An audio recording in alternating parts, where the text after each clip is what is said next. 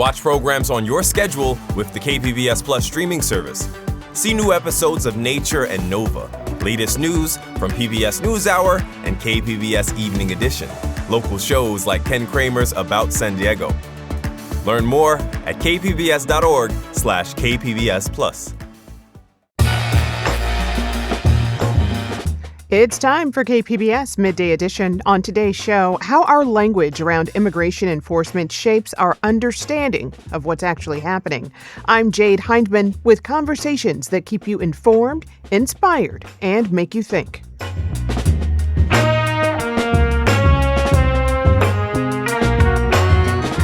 As immigration enforcement grows, political scientists and legal scholars say the terms used to describe detention centers shapes how the public understands their purpose and impact. Today, we have a panel joining us to talk about the distance between our understanding and reality. That's ahead on Midday Edition.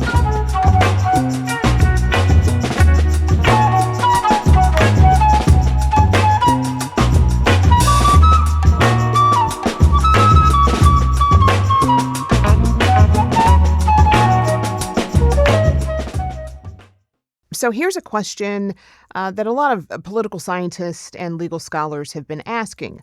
Are we using the right language to talk about immigration enforcement? When we talk about ICE facilities, should we be calling them detention centers, immigration jails, or even concentration camps? Well, hearing that term, we instinctively think of the horrors of the Holocaust, the Nazi genocide of Jewish people. But concentration camps actually date back to the turn of the 20th century. They were used by the British in South Africa and the Spanish in Cuba. Merriam-Webster defines a concentration camp as a place where large numbers of people are detained or confined under armed guard. They could be prisoners of war, political prisoners, refugees, or members of an ethnic or religious minority. Still, some say that calling immigration centers concentration camps really goes too far. The language debate around immigration is not a new one, but it's taking on new meaning in this very moment. I'm joined now by a panel of experts to help unpack this. Tom Wong is Associate Professor of Political Science at UCSD, where he directs the U.S. Immigration Policy Center. Also, Benjamin Gonzalez O'Brien is a Professor of Political Science at San Diego State University and the editor of the Journal of Race, Ethnicity, and Politics. And also Raquel Aldana is a professor of law at UC Davis. She studies immigration law and policy. Welcome to you all. Thank you for having me. Thank you. Thank you all for joining for this important discussion. Tom, I'll start with you because the language that we use to describe immigration detention has very real implications. Why is it so important we get our words right?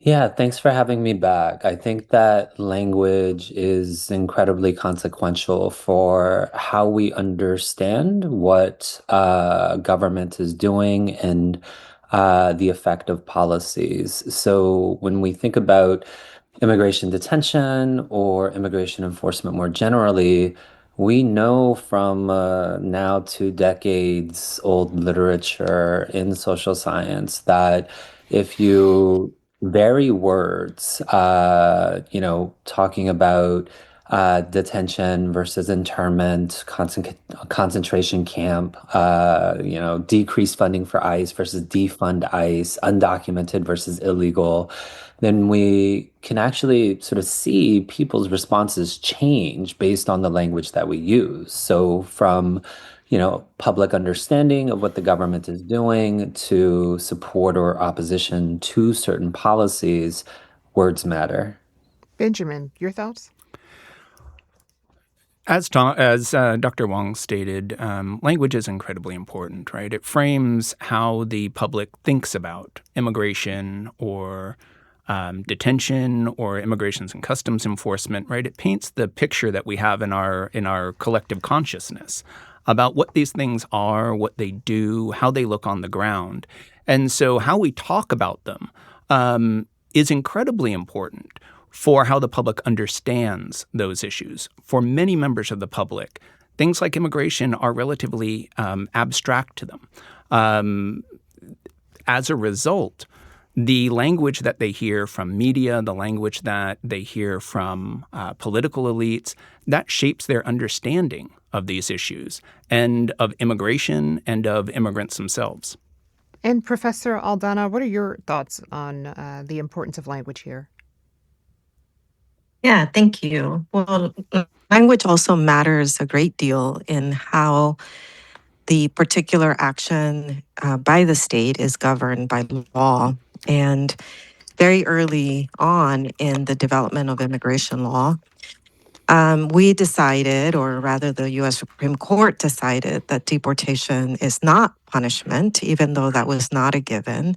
And it also decided that the exercise of the immigration power is an exercise in foreign affairs, which largely should have been understood as involving state-to-state relationships. And so by labeling it this way, it really created a space of, frankly, exceptionalism, or one would even say a lawless space that has contributed significantly to the ways that immigration detention has evolved over the last century in the United States. And it's so interesting, too, because there are a lot of folks who understand the power that words have. And they use them, again, Benjamin, to sort of push policy forward or either move it back. Talk to me about that. Well, we've seen the Trump administration very successfully use language to frame immigration from the first Trump administration on to the second Trump administration. The regular discussion of immigrant criminality, the discussion of drug cartels, this has been used to frame immigrant communities as dangers to American citizens, as something that needs to be contained, as individuals who need to be removed for our own public safety. And they're very aware of the power of language.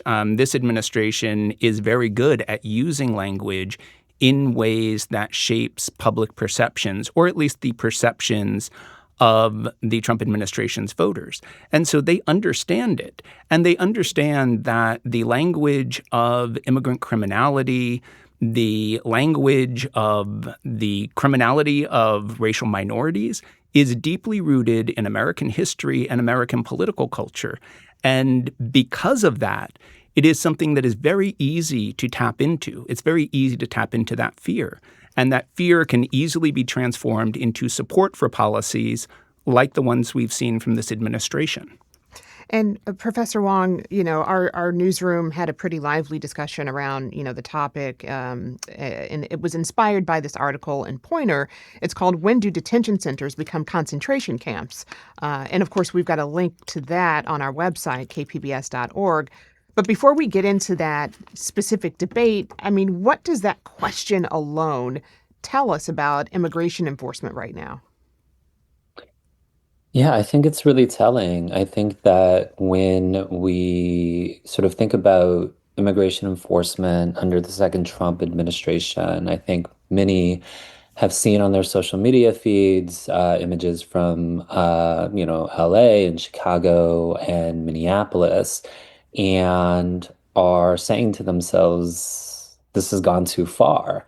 And so even the question about whether or not we sort of call it a detention center versus a concentration camp, I think conveys the sentiment of how far is too far when it comes to sort of realizing this administration's mass deportation agenda.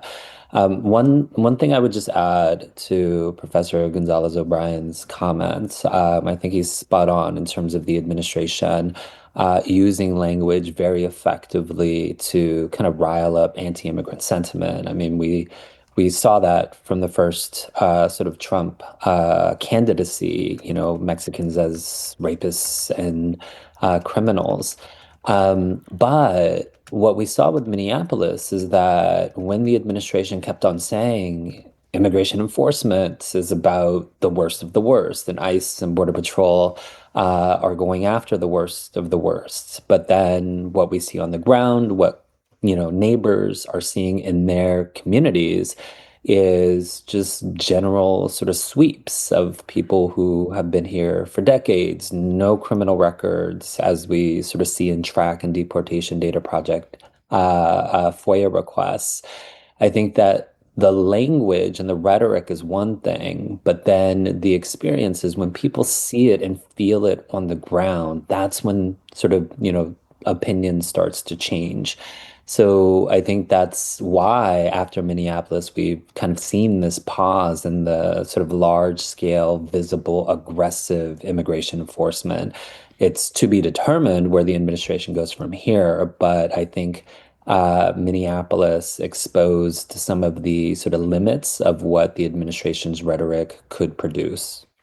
And, And if I can just, yeah, absolutely. Go ahead.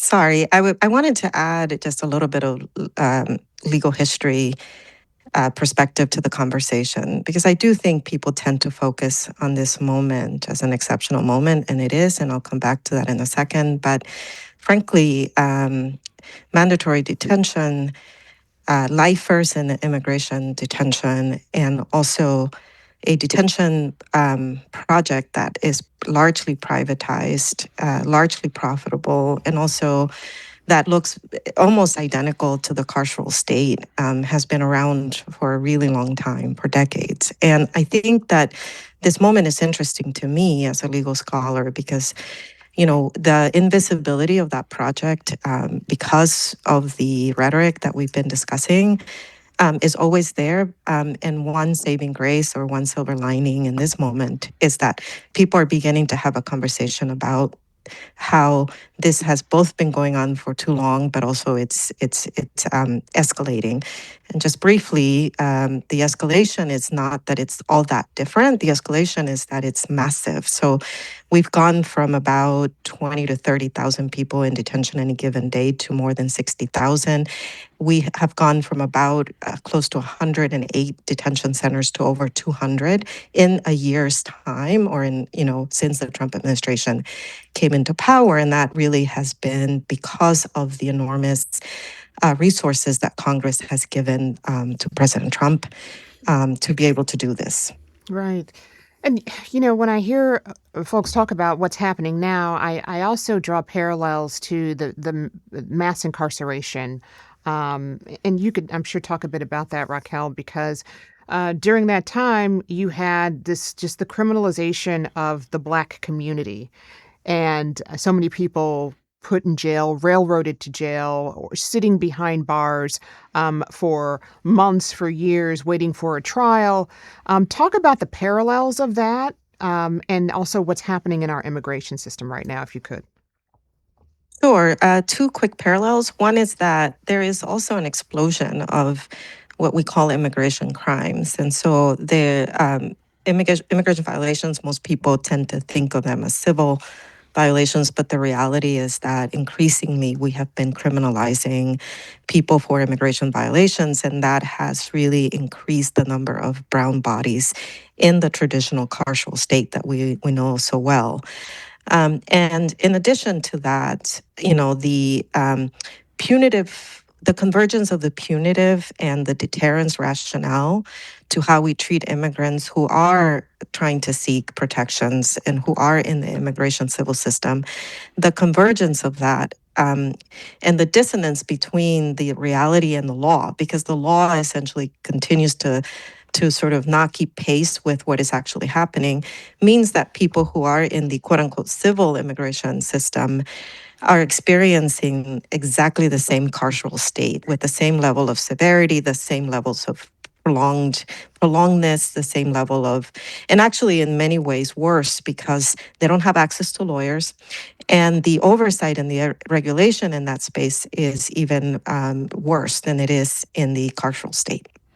Well, Professor Gonzalez O'Brien, you are nodding your head. You've got something to add here.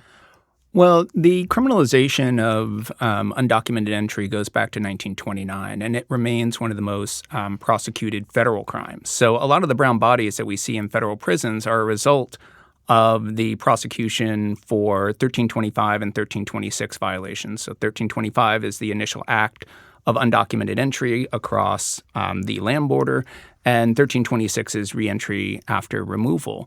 And those remain the most prosecuted federal crimes. It's one of the reasons that we've seen the size of the Latino population in federal prisons grow. And it also is, if we go all the way back to 1929, that initial criminalization also shapes how the American public thinks about undocumented entry and thinks about immigration, right? They think about it in terms of a criminal violation, right? Rather than many of the undocumented immigrants today who are in, or many of the immigrants who are in ICE detention facilities or concentration camps or whatever term we choose to use, they are, in fact, there for civil violations. They are there maybe for overstaying their visa or violating a work clause in the visa that they hold. They're not there for criminal violations. And even the criminal violations, the initial act is a misdemeanor and reentry after removal is a felony. But both parties have chosen to kind of keep that in their back pocket as a way of supposedly controlling undocumented entry into the United States, even though there's no data to suggest that that actually functions as an effective deterrent for undocumented entry. Tom Wong, I know you've got something to add. I think you may be muted. I saw your hand was raised. Yeah, I think we can talk for hours about this, but I think that it's important for listeners to kind of take what has just been said and kind of really sort of understand the sort of details at play. So when we think about the undocumented population, roughly half, that's our best guess, are visa overstayers. And that rhetoric of, quote unquote, what part of illegal don't you understand, as kind of this sort of anti-immigrant rallying cry, is actually sort of untrue when applied to roughly half of the undocumented population. Overstaying a visa is not a crime, as Professor Gonzalez O'Brien just mentioned. And so when it comes to the undocumented population and things like imprisonment, initial entry without inspection, so crossing the southern border in between ports of entry, that is a misdemeanor for the first offense. And so there is a crime there.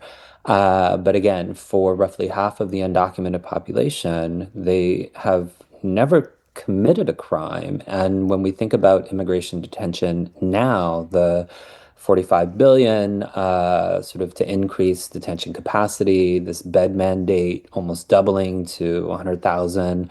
Many, in order to sort of meet the administration's mass deportation goals, are those individuals, again, who aren't the worst of the worst. They are people who have not committed any criminal offense and are just being held in criminal conditions for civil immigration violations. Exactly. And if I can, yes, please go ahead.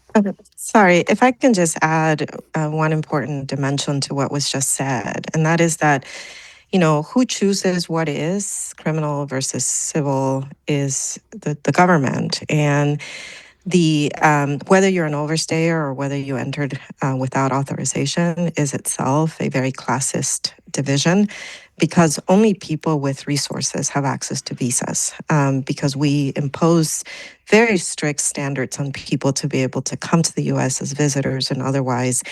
And so I think there's also this falsity about why don't they just get in line, or why don't they follow procedures, and even the distinction, whereas I agree with it as a matter of law, there is a distinction in the way that law treats people who are overstayers versus people who entered without authorization in the first place.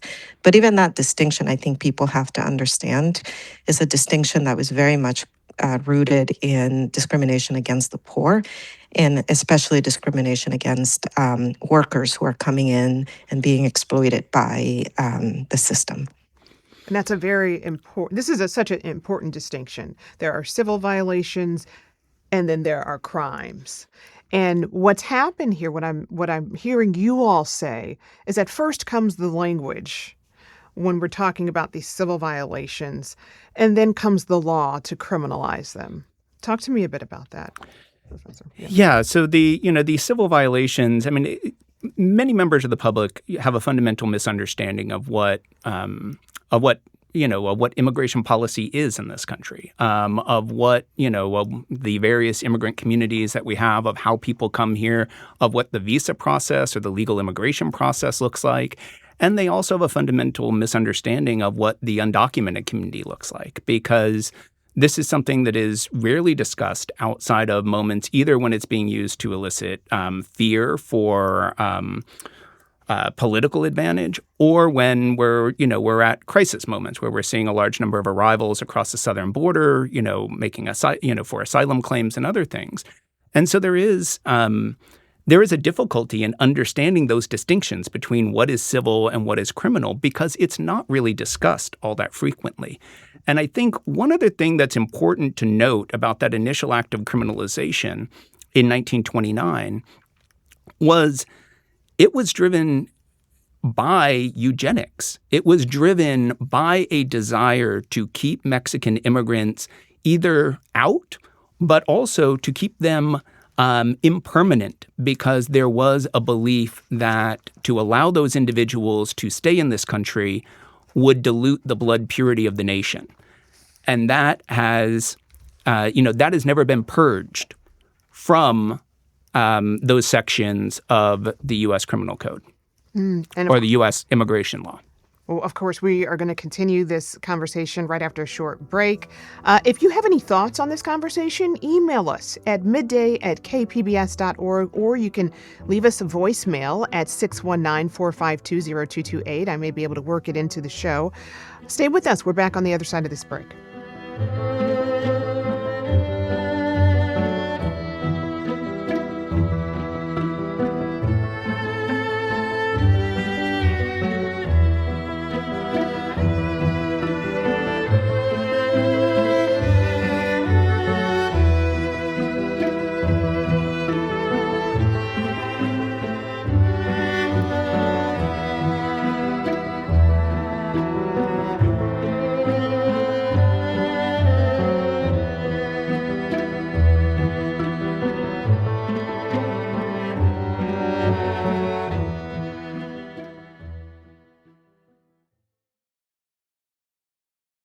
Most stories do not start with a journalist. They start with people, noticing when a river runs dry, asking why a school is changing, discovering something new next door. Curiosity is human. Your right to keep asking questions is at the heart of NPR's mission, and we are not going anywhere.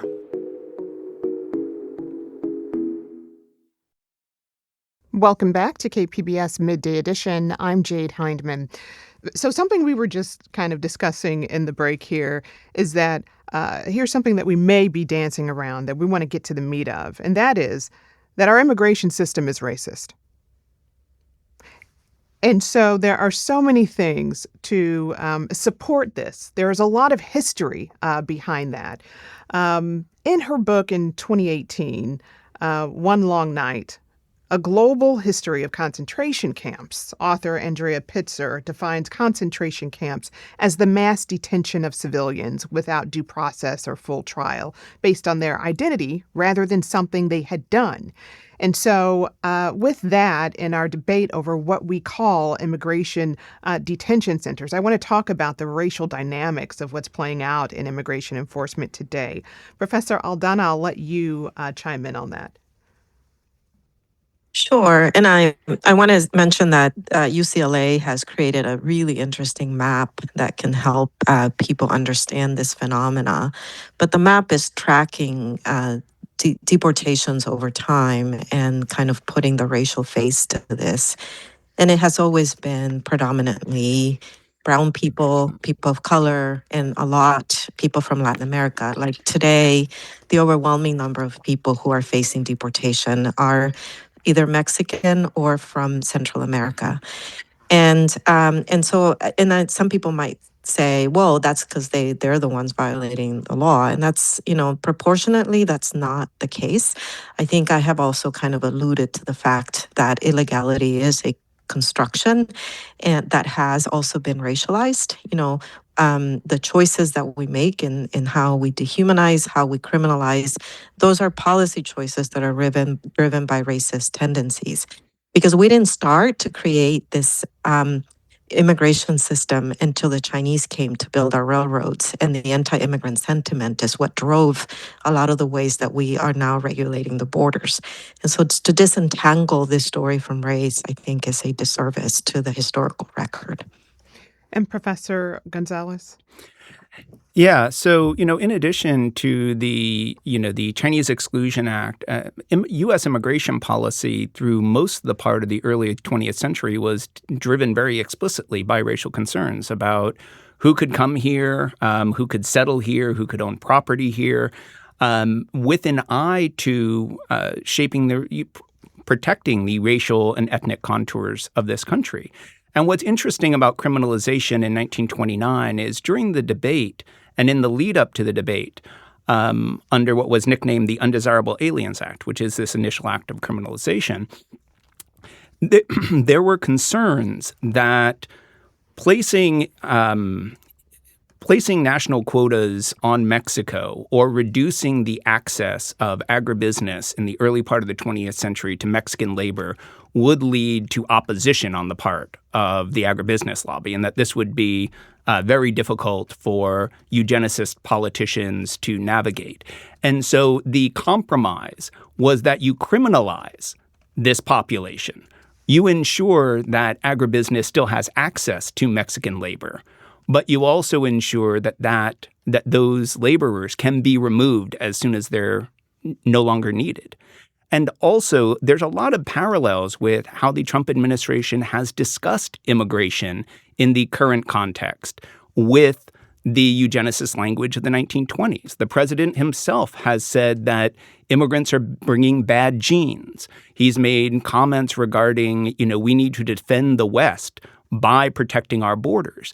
And all of that has very strong echoes of the eugenicist language that was being used very openly in the 1920s. And to not say that language is racist or to not call our immigration policy racist is ignoring history, and it's ignoring the very statements made by this administration.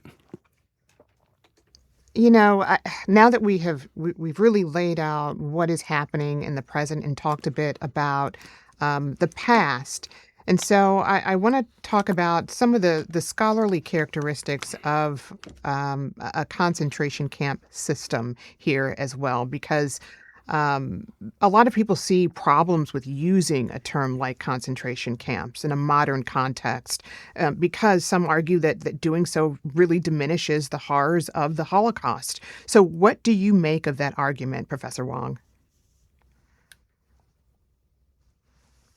Yeah, I think it is a very important thing to kind of consider when we're thinking about immigration today and any sort of historical uh, um, references. I think that the definition that you gave earlier kind of maps onto what my understanding would be in terms of a concentration camp, because the sort of lack of due process component, I think, is incredibly important. But I think historically, what we saw with World War II is it wasn't just sort of lack of due process. It was this sort of absence of human rights that led to the extrajudicial killing and genocide of Jews. And I think that when we think about a concentration camp, if the United States were doing something along the lines of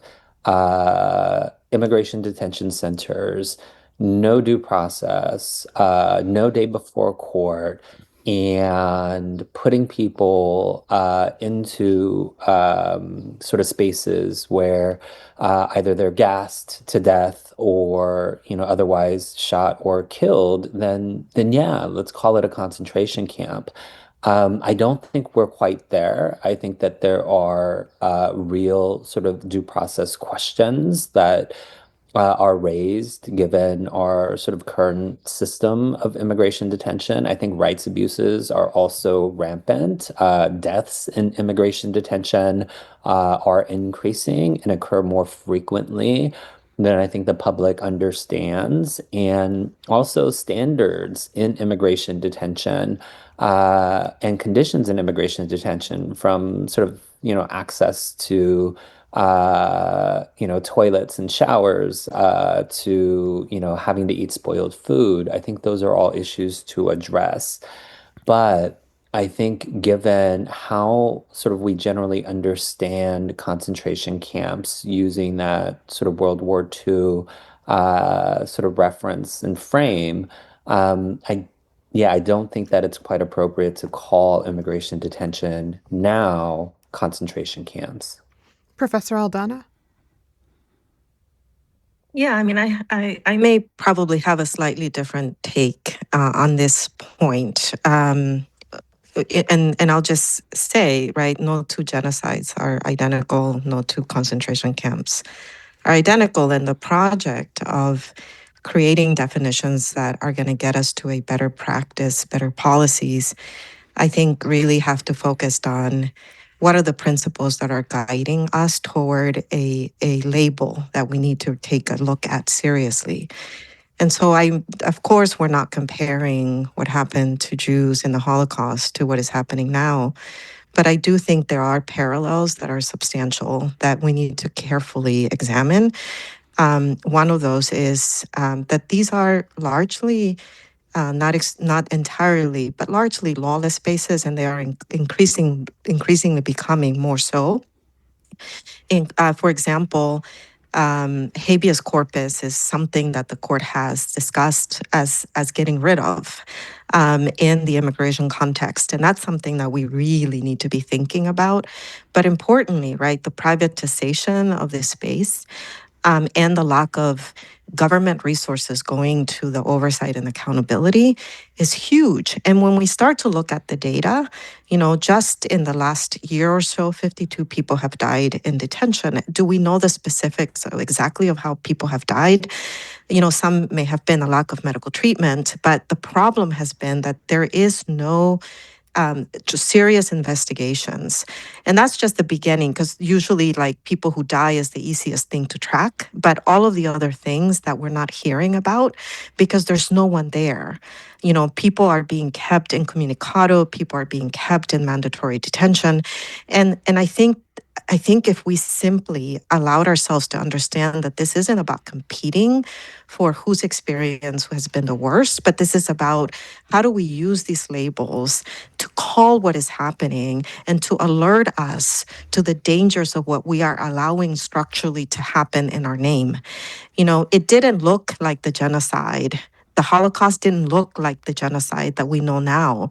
Most people were living parallel lives, not realizing the gravity and the severity of what was happening in those concentration camps. And I think what we're saying is that language matters for us to be really alert and aware of all of the structural things that are happening that can get us to a place where we will regret. And Professor Gonzalez O'Brien, before we go to break? Yeah, certainly. I agree completely with Professor Aldana. The Nazi extermination camps or death camps, those were part of an evolution that began with things that were concentration camps, that were about controlling segments of the population. And no, we are certainly not at the stage where we should call these death camps or extermination camps. But I think we're increasingly at a stage where using a term like concentration camp is appropriate. And also, we're here today to discuss whether or not we should use the term concentration camp. And I'm in favor of using anything that leads to debate, of using terms that may be, sure, they may be controversial. Some people may disagree, but that leads to a debate over why we disagree over the use of that term, over whether that term is appropriate. And I think that is an important dialogue to have because it prompts discussion. If we wouldn't be called in here, we wouldn't be doing this show today if we were just talking about detention facilities. We're here today to discuss a term that has been used that is controversial. And so I think that is important. And I think the conversation that it prompts is incredibly important. And Professor Wong? Yeah, I mean, I understand and I appreciate that, but I think that when we are talking about policy and their effects, then we need to not sort of debate for the purpose of debate. We need to be precise so that the public understands what is happening so that they can react appropriately. So when we think about, a concentration camp versus a detention center, if we want to talk about sort of the legal implications of both of those terms and what they mean, then I think that sort of directs us to one particular sort of framework and sort of set of arguments. But if we're talking about what the public understands and sort of an objective of helping the public to better sort of understand what the government is doing, then I think, throwing out the term concentration camp may be doing more harm than good. It gets people talking, it gets us debating. Yes, absolutely. But does it move policy conversations in a way where instead of people are arguing concentration camp versus detention center, they stop talking about, congressional oversight of detention facilities, health standards, why people are dying in immigration detention? I would rather focus on policy and how we can improve people's lives than debate semantics. And so I think that this is an incredibly interesting sort of thing to debate. But throwing out the term concentration camp, given how loaded we already know the term is and what we're up against on the other side, I don't think moves the policy needle forward, even if it does make for good conversation. And we're going to continue this conversation after the break. If you have thoughts on this conversation, email us at midday@kpbs.org or leave us a voicemail at 619-452-0228. We'll be right back.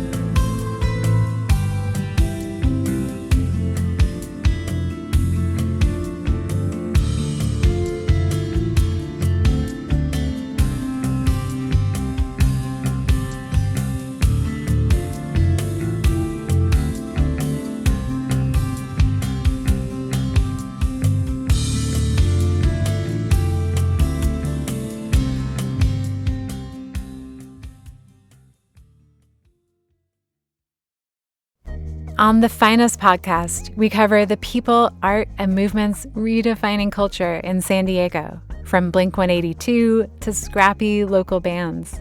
We also have cults, a lost composer, a world record traveler, and champion birders. Listen wherever you get your podcasts. Welcome back to KPBS Midday Edition. I'm Jade Hindman.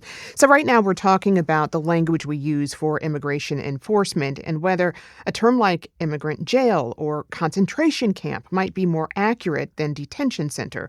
I'm joined by three experts to help us with this nuanced conversation: Tom Wong, Benjamin Gonzalez O'Brien, and Raquel Aldana.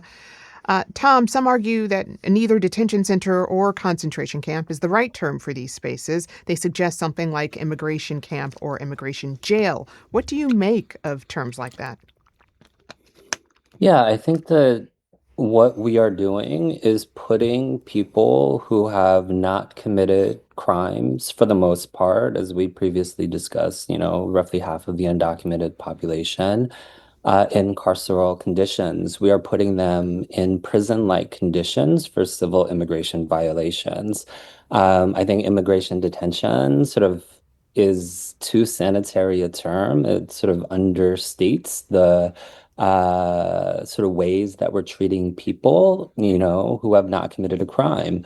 At the end of the day, this administration is treating undocumented immigrants for the most part as de facto criminals, without sort of attention paid to individual circumstances. And so if somebody is saying immigration prison, immigration jails, I think that is closer to, to the truth than immigration detention. Raquel, to his point, and something you mentioned earlier, which is, you describe immigration detention as existing in a legally diminished space. It's called civil rather than criminal, even though people are confined to maybe remain confined for like months or years. What rights does the government avoid recognizing by insisting this is detention rather than punishment? Yeah, and I certainly will get into some of the specifics, but I also want to acknowledge that even when rights do attach, hardly anyone would argue that what is happening in prisons to people who are facing criminal charges doesn't raise significant concern. So the application of rights is not necessarily a guarantee of more humane practices, but that's a separate conversation. Having said that, I think it's important to mention the differences. One is that there are no lawyers, or at least a right to a lawyer, and therefore, a lot of people who are in detention have no access whatsoever to lawyers. A lot of times, the kinds of things that we attach to people in the carceral state, like they can call, they can, if they call, the state will pay for it. All of these things, none of that exists in immigration. We're starting to hear also that the expeditious way in which immigration new facilities are either being expanded or even new ones constructed, right? The pattern has been to do these in very remote areas, to isolate people and then to keep them isolated and unable to speak to their families. Honestly, I was a human rights lawyer, and the language of forced disappearance is absolutely one that I would attach here. Families cannot find their loved ones. And, let's not forget, children were separated from their parents. And even though that was during the first Trump administration, to this day, those children have not been reunited with their parents. We have in immigration detention experience forced sterilization of women. And I just think people need to understand that we have been doing this to immigrants, and we are continuing to do it. And so how we regulate what kinds of rights attach are not going to guarantee necessarily a better outcome, but it's a lot better than what exists at the moment. And Benjamin? Yeah, to build on Professor Aldana's points, I think that there is a lack of understanding of the realities of both our carceral system more broadly, but also our immigration detention system, right? This is something that has been turned into a money-making enterprise for a lot of private companies, where there is an incentive to put more brown and black bodies into detention facilities, because that is how you make money. And that shift means that with privatization comes cutting corners. It comes with a lack of observation of rights, even beyond what we would have seen with federal detention facilities. And so I think it's incredibly problematic, and I think that one of the biggest issues is that the scope of the problem is largely unknown to the public. The ACLU just released a report on Fort Bliss, one of the big detention facilities in Texas, documenting a number of instances of physical, sexual, and mental abuse, as well as the incredibly horrid conditions in the facility. And for the public, it's hard to conceptualize when we talk about something like a detention facility. It is such an abstract term. It is a term that suggests just a bureaucratic step, right, on the road to removing that person, ignoring the fact that in some cases people have been in detention facilities for weeks, months, or even years. As they try to challenge their removal. And also, locations like Alligator Alcatraz, Fort Bliss, places that are far from population centers, those are deliberate choices on the part of the administration to limit access to legal representation, to make it harder for public defenders or private law firms who are working on a pro bono basis to access those individuals who need representation. Tom? Yeah, I know we're sort of running against time, but I think it's also important for listeners to kind of think about, well, what are the alternatives then? So if we're, treating non-criminals like criminals, then, what alternatives are there?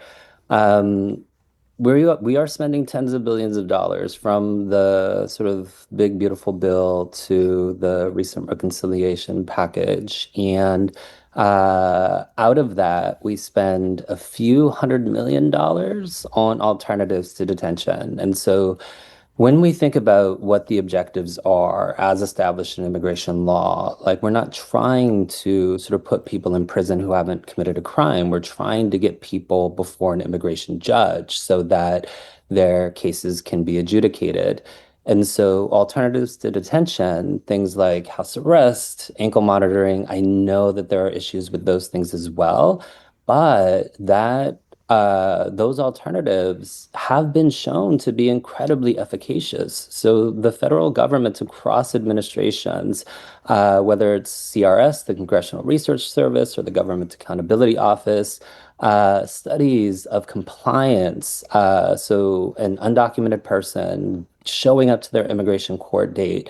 We're talking about in some programs, individuals and families near 100% compliance getting to that immigration court date while not having to be in a sort of in jail-like conditions. All But I think right. this kind of goes. Well, I hate to leave the conversation there. It was such an interesting one, but we are up against the clock and we'll have to revisit it later.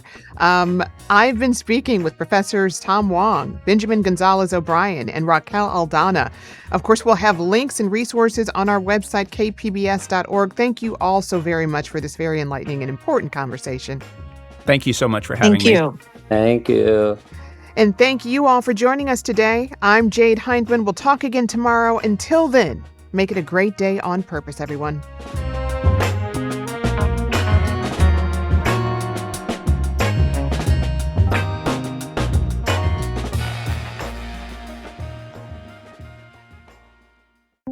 Powerful people can abuse their position, and the community expects them to be held accountable. That's where the KPBS investigations team comes in. If you have a tip for us, send an email to investigations@kpbs.org or message on the Signal app at 619-594-8177.